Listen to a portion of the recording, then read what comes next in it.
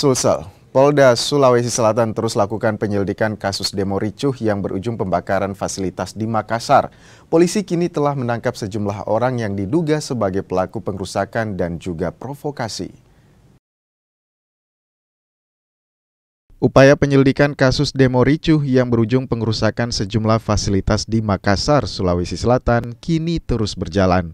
Polisi telah lakukan olah TKP dan juga mengambil sejumlah barang bukti dari kasus tersebut. Polisi juga telah menangkap setidaknya 12 orang yang diduga terlibat dalam kasus pengrusakan dan pembakaran sejumlah fasilitas di Sulawesi Selatan. 10 pelaku ditangkap terkait kasus di Makassar, sementara 2 lainnya diduga terlibat dalam kasus kericuhan di Palopo.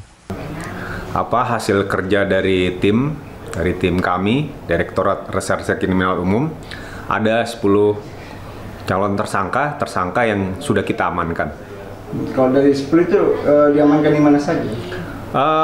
Ini ada beberapa TKP, terutama di DPRD Kota dan DPRD Provinsi.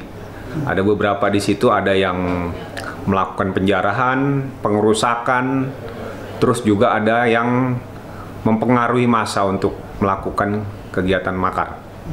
Berarti sudah ada indikasi bahwa mereka memprovokasi dilakukan makar seperti apa, kan ada juga instruksi presiden juga seperti itu? Ya, ini akan kita tindak lanjuti, kita dalami oleh tim penyidik kami.